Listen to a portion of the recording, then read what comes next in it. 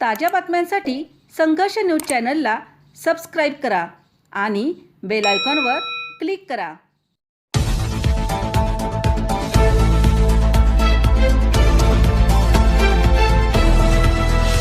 संघर्ष न्यूज, जनतेसाठी एक पाऊल पुढे।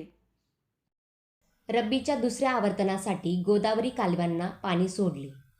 गोदावरी कालव्याच्या लाभ क्षेत्रातील मागील वर्षी समाधानकारक पाऊस झाला असला तरी फेब्रुवारी महिन्यातच उन्हाळा जाणवू लागला आहे। त्यामुळे सिंचनासाठी आवर्तन सोडण्यात यावे अशी शेतकऱ्यांची मागणी होती। त्या मागणीची दखल घेऊन आमदार आशुतोष काळे यांनी पाटबंधारे विभागाला लवकरात लवकर सिंचनासाठी आवर्तन सोडण्याच्या सूचना दिल्या होत्या। तसेच उन्हाळ्यातील आवर्तनासाठी पाणी राहणे महत्त्वाचे आहे। पाण्याचा अपव्यय न होता शेतकऱ्यांनी पाणी काटकसरीने वापरावे असे आवाहन कर्मवीर शंकरराव काळे सहकारी साखर कारखान्याचे तज्ज्ञ संचालक श्रावण आसने यांनी केले आहे।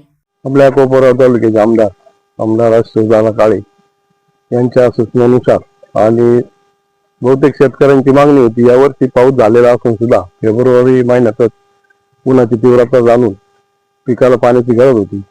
त्यांच्या मागणीनुसार आपल्या कोपरगाव तालुक्याचे पाणीदार आमदार आशुतोष काळे यांच्या सूचनेनुसार काल सोमवारी पाणी सोडलं असून आज ब्राह्मणगाव मध्ये पोहोचलेलं आहे। तरी सर्व शेतकऱ्यांनी पाण्याचा फायदा घ्यावा, पुरेपूर वापर करावा। त्याचप्रमाणे बऱ्याच ग्रामपंचायती पण मागणी करत होत्या का पाणी कमी पडलंय, लोकांना पाणी देता येत नाही। तर त्या अनुषंगाने प्रत्येक ग्रामपंचायतीने आपापले पाण्याचे तळे भरून घ्यावेत आणि जनतेला भरपूर पाणी द्यावं अशी मी या निमित्तानं विनंती करतो। रब्बी आवर्तन काटकसरीने घेतले तर उन्हाळी आवर्तन चांगल्या पद्धतीने होऊ शकतील। बेकायदा पाणी उपसा होणार नाही यासाठी जलसंपदाची कडक नजर आवर्तनावर असणार आहे असेही श्री आसने म्हणाले। संघर्ष न्यूजसाठी प्रतिनिधी सोमनाथ डफाळ, कोपरगाव।